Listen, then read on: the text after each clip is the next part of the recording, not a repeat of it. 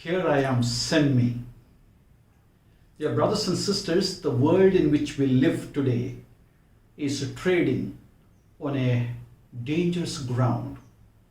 People across the globe are becoming more and more secular in their attitude and behavior, trying to exclude God from their day-to-day life. Owing to sin, the earth is decaying and rotting. The moral and religious values are on the decline. Young people are losing interest in the spiritual matters. Over and above, in the present time, the entire world is suffering and going through pain from COVID-19.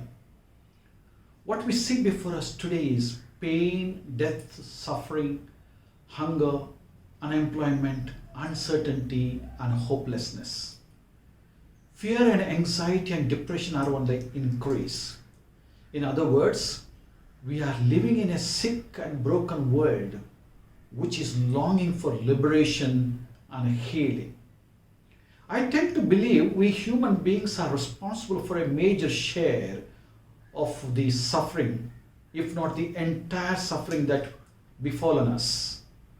We are facing the consequences of our own making. It seems to me that somewhere something has gone wrong the way we conduct ourselves in today's world. In this context, today's gospel reminds us of something important which we might have taken for granted for years. 2000 years ago, the Lord urged his followers in these words, "Give to God what belongs to God and give to Caesar what belongs to Caesar." Matthew chapter 22 verse 21, meaning to say, give to God what is his due and give to humanity what is its due. God, our Creator and our Father, needs our reverence, worship and surrender. It's a recognition that all that we are and all that we have belongs to him alone. Our fellow human beings need our love, respect and justice. But because of our greed, selfishness and arrogance, we have neither given to God what is his due, nor our brothers and sisters their due. Today we are suffering because of our collective sin toward God and toward humanity. It is in this context we are celebrating today the World Mission Sunday with the theme, "Here I am, send me," taken from Isaiah chapter 6 verse 8. In the midst of COVID-19 and post-COVID-19, the missionary church and every baptized Christian have a mission before them. This mission involves liberating and healing the broken and the sick world. It's a mission of encounter. Pope Francis calls this mission Fratelli Tutti. We are called to be prophets of encounter, which involves paying attention to ourselves, paying attention to God in Jesus Christ, paying attention to our world, and paying attention to our brothers and sisters. Therefore, the church has a huge task and an immense responsibility before it to liberate and heal the world. Pope Francis looks at the church as a mother, welcoming all and reaching out to all in need. Paying attention to ourselves involves asking, who am I? Why am I here? What is my mission today? We need to remember we are created in the image and likeness of God, and we are baptized in Jesus Christ. We need to recognize our own dignity and value. We need to recognize also the dignity of our brothers and sisters around us who are suffering today. We need to pay attention to God in Jesus Christ, who is in love with his creation. He is a God who is in history. He is the same God who was very much affected by the suffering of his chosen people Israel and said, "I see their suffering, I hear their cry, and I feel their pain, and I want to do something about it."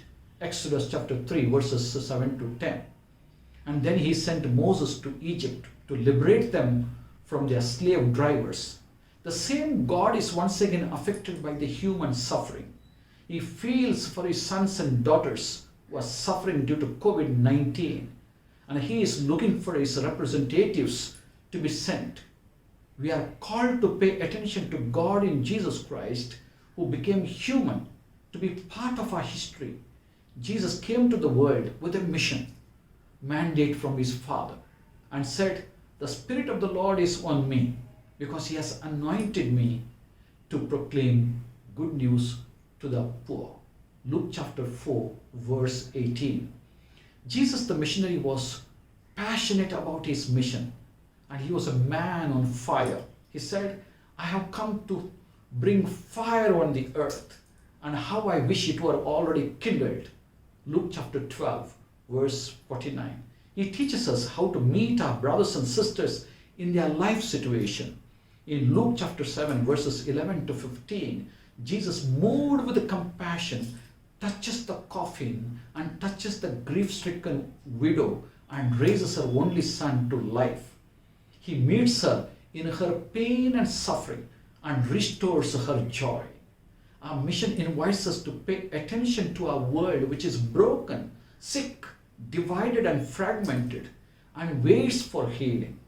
Our mission invites us to pay attention to our brothers and sisters around us who are hungry, unemployed, sick and suffering. Pay attention to our brothers and sisters who are going through anxiety, fear and depression. Pay attention to those brothers and sisters who have lost all hope of living and find life meaningless. Our mission urges us to go out and foster a culture of dialogue, a culture of friendship, a culture of inclusion, opposed to the existing culture of indifference, a culture of fragmentation, a culture of divide and rule, a culture that excludes and rejects people based on ideology, or a throwaway culture. Nevertheless, it is not easy to be a missionary in today's world dominated with secular values. Standing for the poor, the vulnerable, and the marginalized, and working for justice, peace, and integrity of creation mean jail and imprisonment. There are evil forces that constantly try to silence the prophetic voices, kill the initiatives, and suppress the good that we are doing. Nevertheless, every baptized Christian believes that the Lord is his strength and refuge, and keeps doing what he or she can. Let us learn from the hummingbird what it means to do what I can.